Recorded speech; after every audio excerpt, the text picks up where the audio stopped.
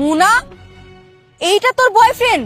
তা আবার সাইকেলে করে আসতেছে, আর সাথে দেখ একটা গরিব মহিলাকে নিয়ে আসতেছে। ছি ছি ছি, তুই এর সাথে কথা বলছস? আরে ছবিতে তো আমি এই মানুষটাকে দেখেছিলাম।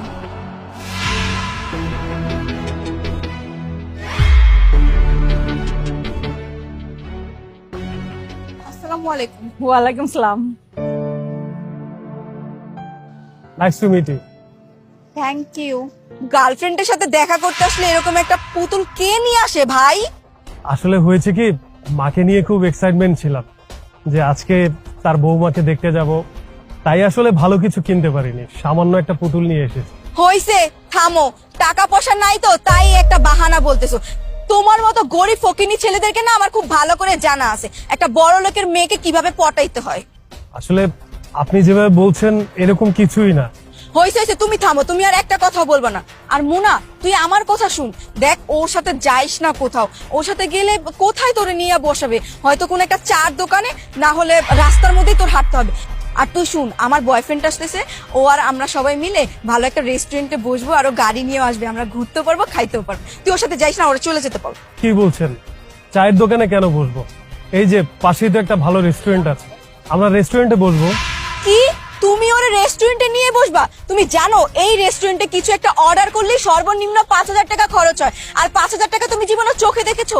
আর মুনা, দেখ, তুই ওর সাথে যাইস না। তুই যদি ওর সাথে যাস, উল্টো তোর পকেট থেকে টাকা খরচ করতে হবে।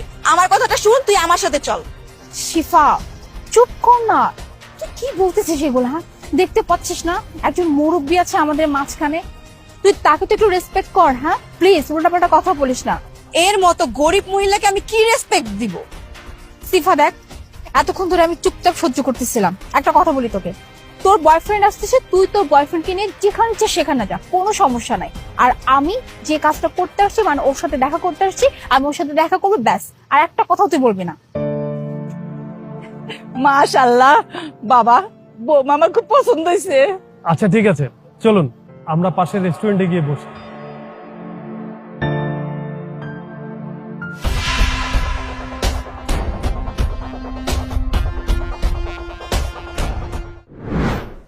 তোমাকে কিন্তু ছবির চেয়ে বাস্তবে অনেক ভালো লাগছে। Thank you. এনিওয়ে, তুমি আমাকে বলো তো, তোমার লাইফে লাইফ পার্টনার হিসেবে কেমন ছেলে তোমার পছন্দ? বেসিক্যালি আমি এমন একজন মানুষকে লাইফ পার্টনার হিসেবে চাই যে কিনা ইমোশনালি অনেক স্টেবল হবে, মানে তার আবেগ যেন কখনো শেষ না হয়, বা সে যেন কখনো আবেগে চেঞ্জ না হয়। লাইক হয় না যে একটা মানুষ